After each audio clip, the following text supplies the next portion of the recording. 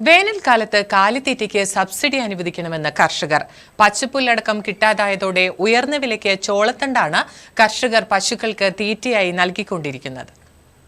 കാർഷിക വിളകളുടെ വിലത്തകർച്ചയും രോഗകീടബാധകളുമെല്ലാം വ്യാപകമായത് ഭൂരിഭാഗം കർഷകരെയും ക്ഷീരമേഖലയിലേക്ക് അടുപ്പിച്ചു. ജില്ലയിൽ തന്നെ ഏറ്റവും അധികം പാൽ ഉൽപ്പാദിപ്പിക്കുന്ന മേഖലയാണ് പുൽപ്പള്ളിയും മുള്ളൻകൊല്ലിയും.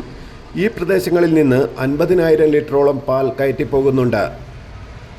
വേനൽ ആരംഭിച്ചതോടെ ഉൽപ്പാദനം ഗണ്യമായി കുറഞ്ഞിരിക്കുന്നു. തീറ്റവസ്തുക്കളുടെ ലഭ്യതക്കുറവും വിലക്കയറ്റവും കർഷകരെ തളർത്തുകയാണ്. കാലാവസ്ഥാ വ്യതിയാനം മൂലം പച്ചപ്പുൽ ഉൽപ്പാദനം എങ്ങും ഇല്ലാതായി.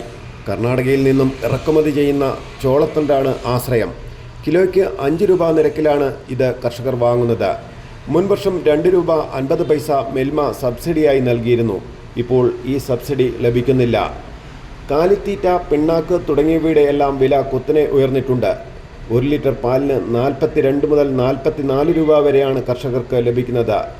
സബ്സിഡിയും മറ്റും ഇല്ലാതായതോടെ ഈ രംഗത്ത് പിടിച്ചു നിൽക്കാൻ പറ്റാത്ത സാഹചര്യമാണ് ഉള്ളതെന്ന് കർഷകർ പറയുന്നു.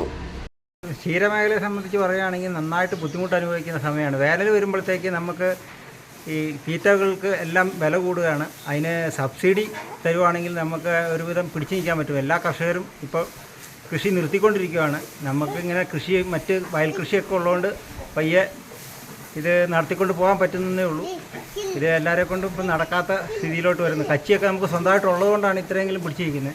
ഈ വിലവർധന രൂക്ഷമാണല്ലോ. ഏതെല്ലാം സാധനങ്ങളുടെ വിലയാണ്? എല്ലാ കാലിത്തീറ്റകൾക്കും വിലയാണ്.